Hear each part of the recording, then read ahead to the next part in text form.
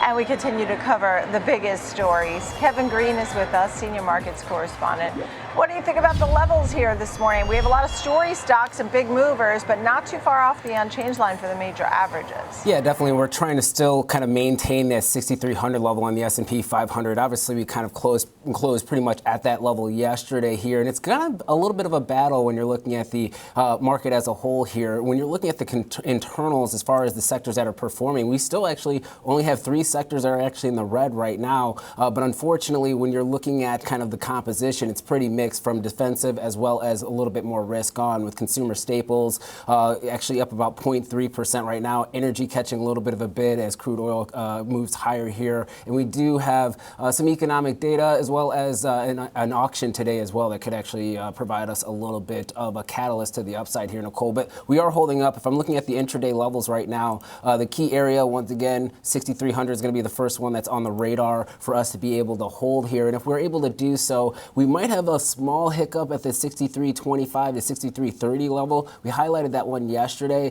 That could be a little bit of an area of resistance for us. But if we're able to break through that level, you're looking at 63.50 to the upside. You're actually seeing a call spread that's been sold there for the most part over the last 3 hours or so for the S&P 500. And if we have any type of breakdown to the downside below that 6,300, I'm looking at 62.70 as your negative gamma area, or the area that you'd like to see some buyers really trying to step in here. Nicole, if we kind of look at a 3-year monthly or 3-year daily chart of the E-mini S&P 500, we can kind of explain exactly what's happening here today from a technical level standpoint. Now, this is going to be the futures contract, so it's not going to fully align with the nominal value of the S&P 500, but the trend is going to be the same here. We had this consolidation period that pretty much took place between the end of June until we had this breakout in, let's say, the 22nd of July here. But you did see actually some fracturing when it came to the price action. And MACD actually had a little bit of a bearish cross with that 12 EMA below the 26 EMA.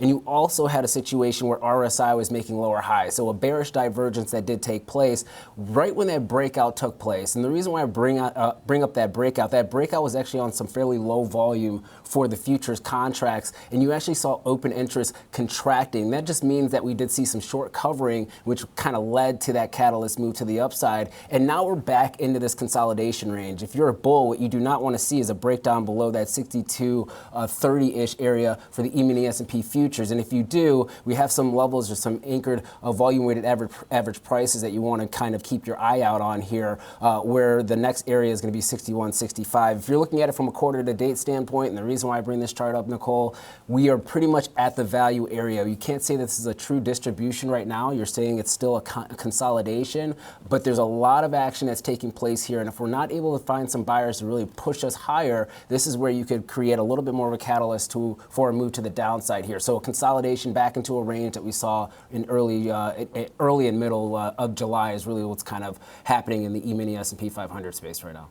Okay, great. A good long-term look and some near-term numbers to watch. Kevin Green, thank you for that. I want to also take a look at crude here at 66.36 the barrel. What's the story here? Yeah, it's still holding up here, Nicole. We have seen the $65 level act as an area of support pretty much since the end of June here. And $65 is actually a very key area. A lot of traders and those that actually look at the crude oil markets just in general look at $65 for WTI as that make or break for a recession or not. Carly Garner is also somebody that ascribes to that type of methodology here. And you can see why some buyers continue to step in at that $65 level. We pretty much hit that yesterday. We are seeing crude up about 1.8% today. We still have some geopolitical risk that's still on the calendar for Friday. We know that Witkoff actually met with President Putin today, and that's another reason why we saw a little bit of a boost when it comes to crude. But we have this expanding megaphone pattern here that just kind of highlights that we will continue to see some volatility within the crude complex itself. And you're looking at the next area of potential resistance sitting at around $72. You really do not want to break below $65. That also aligns with this blue moving average that I have, which is the volume weighted average price from those lows of $55 here. So a lot of confluence at this level. Let's see if we're going to be able to hold here. But if you're a bull in the equity market, I would also kind of say you want to be a little bit more of a bull when it comes to the energy market as well, especially on the demand side rather than the supply side. Oh, okay. Well said. Good to see you. Kevin Green, great coverage there of crude and the major market averages here. Kevin, thank you.